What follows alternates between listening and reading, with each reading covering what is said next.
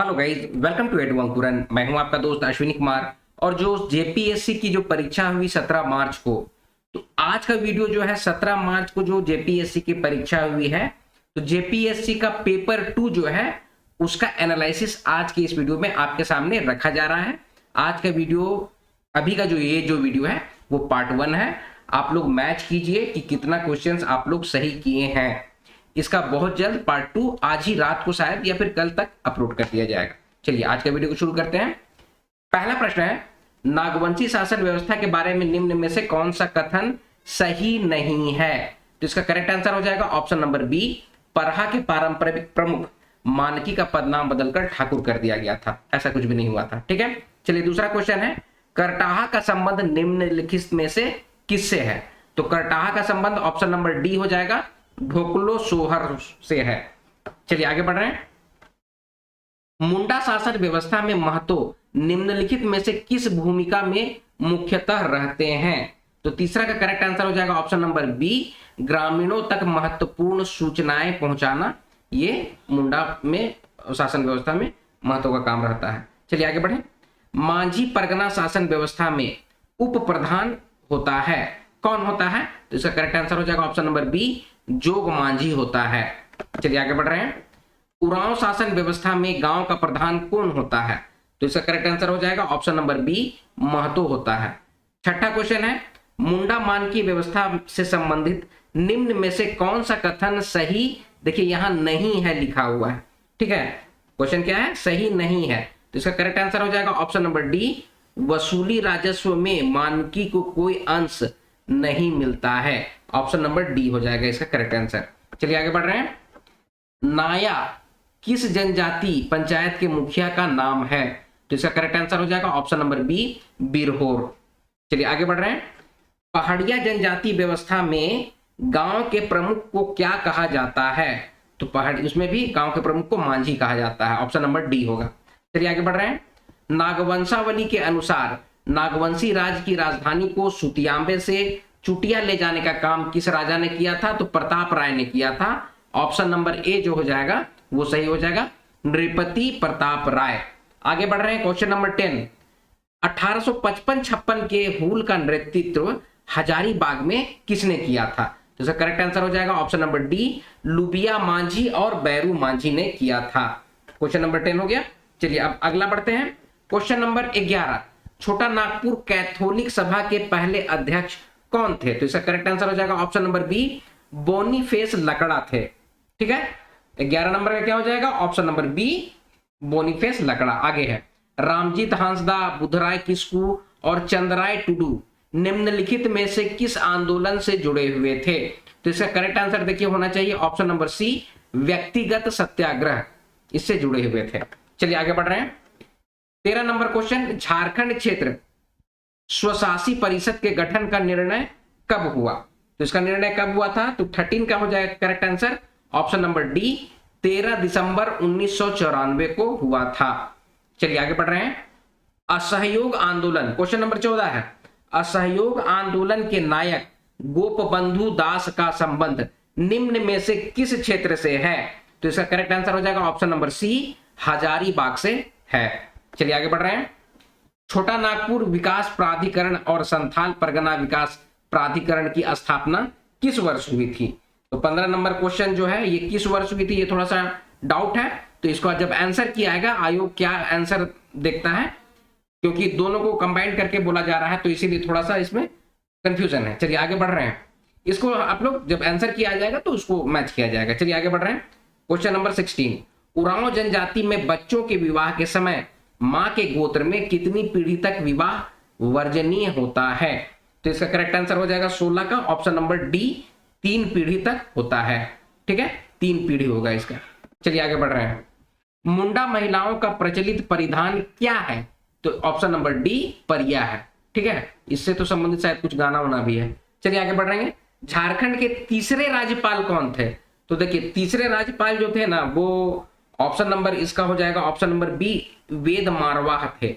ठीक है, इसको एक बार चेक कीजिए। लेकिन तीसरे राज्यपाल, प्रथम तो प्रभात कुमार थे। ठीक है, तो इसका तीसरे हो जाएगा वेद मारवाह। चलिए आगे बढ़ रहे हैं।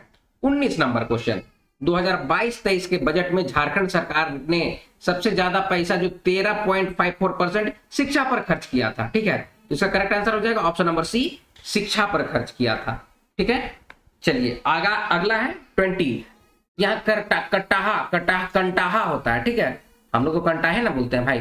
तो कंटाहा ब्राह्मण का भोजन एवं गौदान किस संस्कार से जुड़ा है? तो मृत्यु संस्कार से जुड़ा है। ऑप्शन नंबर सी हो जाएगा। ठीक है, चलिए आगे बढ़ रहे हैं। खड़िया लोक कथाओं का साहित्यिक एवं सांस्कृतिक अध्ययन नामक पुस्तक के रचनाकार कौन है?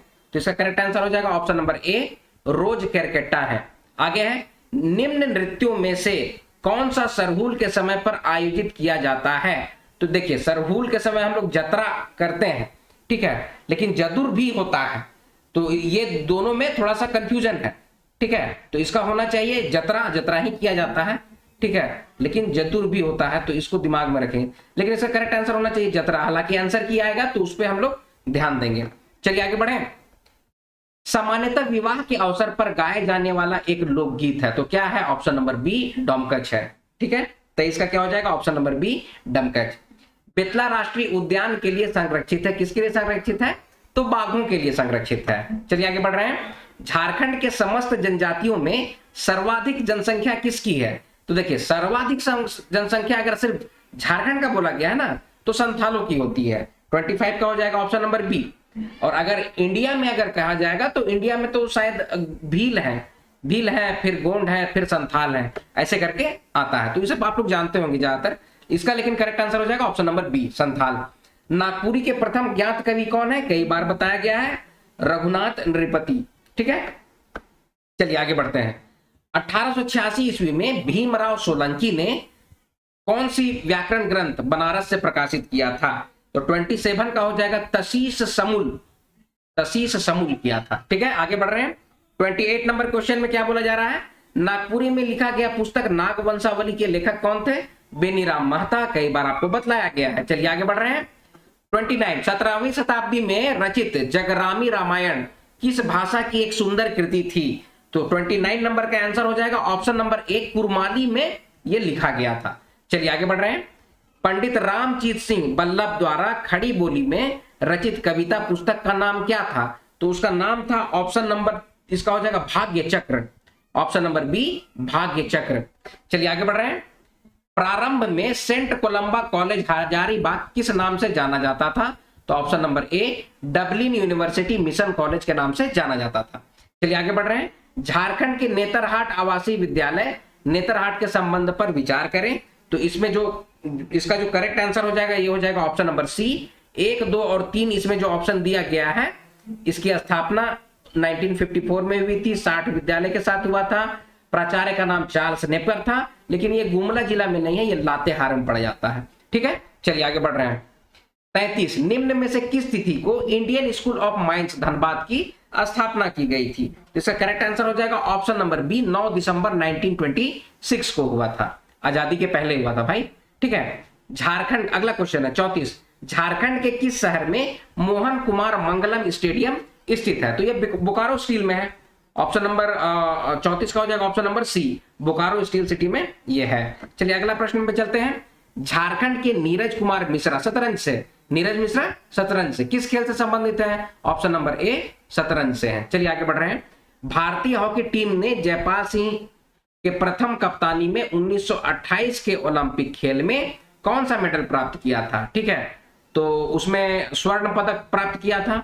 ठीक है, चलिए आगे बढ़ेंगे। और आप लोगों को ये भी पता होना चाहिए था ना, ये ब्रिटिश गवर्नमेंट के अंदर खेला जाता था। माने इंडियन टीम जो थी उसका नाम भी इंडियन टीम से नहीं होता था, ब्रिटिश गवर्नमेंट के अंडर खेलते थे। चलिए आगे बढ़ रहे हैं। हालांकि स्वर्ण पदक, इसका आंसर होगा ए। चलिए आगे बढ़ रहे हैं। 37, भारत के किस टीम को हराकर 2023 की महिला हॉकी एशियाई चैंपियंस ट्रॉफी जीती थी? जापान को हराया था, अभी हाल ही का तो न्यूज है ये। ऑप्शन नंबर सी हो जाएगा, मतलब कि 37 का हो जाएगा सी, जापान को हराया गया था। चलिए आगे बढ़ रहे हैं। श्री दीपक मंडल किस खेल से संबंधित है? तो दीपक मंडल आपके फुटबॉल से संबंधित है। चलिए आगे बढ़ रहे हैं।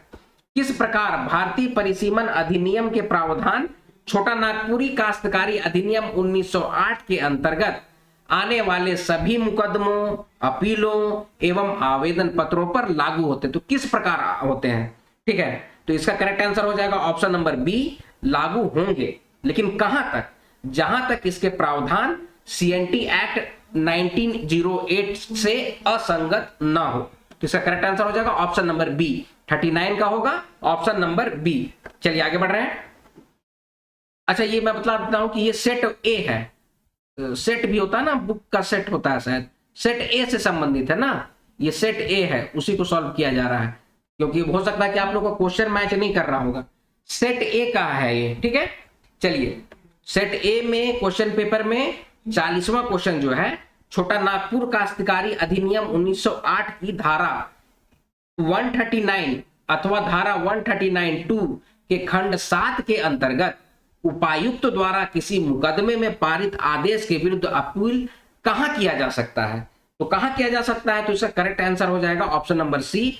एक राशि मतलब होता क्या ना कि न्यायिक आयुक्त अथवा उच्च न्यायालय के समक्ष राशि के अनुसार होता है। जैसे मोटेशन वोटेशन करवाए हैं, पट्टा पर्चा करवाए हैं, तो कितना का है तो उसके अकॉर्डिंग होता है ये, ठीक है। तो उसको ध्यान में रखिएगा। आगे है छोटा नागपुर काश्तकारी अधिनियम 1908 के अनुसार भूधृति से अभिप्रेत है भूधारक का हित, और इसके अंतर्गत उपभूधृति आती है, किंतु खाली स्थान काश्तकारी नहीं आती है। कौन काश्तकारी नहीं आती है, तो मुंडारी खूट कट्टीदार जो है वो नहीं आता है, 41 का ए होगा, ठीक है। मुंडारी खूंट कट्टीदार नहीं आता है, काश्तकारी नहीं आता है। चलिए आगे बढ़ेंगे। 42 नंबर क्वेश्चन है, क्या छोटा नागपुर काश्तकारी अधिनियम 1908 के तहत सिविल प्रक्रिया संहिता 1908 की प्रक्रिया लागू होगी जब उपायुक्त के समक्ष मामलों का विचारण हो रहा हो। तो इसका क्या हो जाएगा, तो इसका हो जाएगा पूर्णतया लागू नहीं होता है, ठीक है। इसका करेक्ट आंसर क्या हो जाएगा ऑप्शन नंबर डी, पूर्णतया लागू नहीं होगा। चलिए आगे बढ़ रहे हैं। क्वेश्चन नंबर 43, धारा 17 छोटा नागपुर काश्तकारी अधिनियम 1908 के तहत बंदोबस्त रैयत वह व्यक्ति है जिसने खाली स्थान वर्षों तक इस अधिनियम के प्रारंभ या पूर्व या पश्चात किसी ग्राम में स्थित रैयत भूमि को लगातार धारित किया हो, ठीक है। देखिए बंदोबस्ती होता है, आप लोग को बंदोबस्ती पता नहीं अच्छा समझ में आता है कि नहीं। म्युनिसिपैलिटी अभी का नहीं अपना हमको लेकिन पहले जो होता था ना, म्युनिसिपैलिटी जो होता ना बंदोबस्ती के लिए जमीन देती थी, मतलब जमीन आपको दे दी, उसके बाद बोले कि भैया तुम रेंट दो, और 12 साल तक आप अगर रेंट दे रहे हैं ना तो वो जमीन आपकी हो गई। तो वही चीज को यहाँ पर बोला गया है, ठीक है। मोटा मोटी इतना ही समझिए। तो इसका करेक्ट आंसर हो जाएगा क्या 43 का ऑप्शन नंबर सी, 12 वर्षों तक। चलिए आगे बढ़ रहे हैं। भूमि अधिग्रहण पुनर्वास एवं पुनर्स्थान अधिनियम 2013 के तहत सरकार भूमि अधिग्रहण पुनर्वास या पुनर्स्थान प्राधिकरण स्थापित करता है। उस प्राधिकरण की संरचना खाली स्थान मिलकर बनाती है। तो ये अब देखिए ये इसकी संरचना जो है ना एक ही आदमी से बन जाता है, ठीक है। तो ऑप्शन ए होना चाहिए। तो इसको भी आप लोग ना थोड़ा सा डाउट में रखिएगा, जब आंसर की आएगा तो उसको हम लोग देखेंगे। हालांकि एक व्यक्ति होना चाहिए, ठीक है। 44 का हो जाएगा ए। चलिए आगे बढ़ रहे हैं। भूमि अधिग्रहण पुनर्वास एवं पुनर्स्थापन अधिनियम 2013 के अनुसार निम्न में से किस धारा में अनुसूचित जाति तथा अनुसूचित जनजाति के लिए विशेष प्रावधानों का वर्णन है। तो 45 का हो जाएगा ऑप्शन नंबर डी। धारा 41 जो है उसमें अनुसूचित जाति और अनुसूचित जनजाति के लिए विशेष प्रावधान है। चलिए आगे बढ़ रहे हैं। संथाल परगना भूधारण अधिनियम 1949 के किस धारा में यह कहा गया है कि एक रैयत को अधिकार है कि वह अपने जमीन पर भवन बना सकता है। तो इसका करेक्ट आंसर हो जाएगा ऑप्शन नंबर बी, धारा 18 में, ठीक है। धारा आर्टिकल 18 में है ये, सेक्शन 18 में। चलिए आगे बढ़ रहे हैं। क्वेश्चन नंबर 47, संथाल परगना भूधारण अधिनियम 1949 के अनुसार खाली जोत से क्या तात्पर्य है। खाली जोत मतलब कि उसका कोई मालिक नहीं है, ठीक है। तो उसको परित्यक्त जोत कहेंगे, या फिर जोत जिसका रैयत बिना उत्तराधिकारी छोड़े मर गया, मतलब कि कोई आदमी है उसका कोई बाल बच्चा कोई नहीं है, देख रेख करने वाला कोई नहीं है, तो उस तरह के जमीन को ना खाली जोत कहा जाता है, ठीक है। तो 47 का हो जाएगा correct answer option number D, A और बी दोनों। चलिए आगे बढ़ रहे हैं। संथाल परगना भूधारण अधिनियम 1949 के अनुसार एक चारागाह भूखंड का प्रयोग तथा बंदोबस्त खेती हेतु किया जा सकता है। कैसे किया जा सकता है, किसकी अनुमति से किया, तो उपायुक्त की अनुमति से किया जा सकता है, ठीक है। ऑप्शन नंबर ए हो जाएगा इसका। चलिए आगे बढ़ रहे हैं। संथाल परगना भूधारण अधिनियम 1949 के तहत दंड का प्रावधान किस धारा में वर्णित है? तो 49 का हो जाएगा ऑप्शन नंबर 6 ए, धारा 67 में वर्णित है। ठीक है, सेक्शन 67 में वर्णित है। अगला है क्वेश्चन नंबर, संथाल परगना भूधारण अधिनियम 1949 के किस धारा में रैयती भूमि के विनिमय से संबंधित प्रावधान का उल्लेख किया गया है? तो किस पे किया गया है? तो ऑप्शन नंबर सी हो जाएगा, धारा 25 में ऐसा प्रावधान किया गया है। तो दोस्तों अभी 50 क्वेश्चन है, बहुत जल्द ये पार्ट 1 है, इसका पार्ट 2 भी बहुत जल्द अपलोड कर दिया जाएगा। आप लोग मैच करके देखिए कि 50 क्वेश्चन में आपका कितना सही हो रहा है। ठीक है, चलिए मिलते हैं अगले वीडियो में, तब तक आप लोग अपना ख्याल रखिएगा। जय हिंद।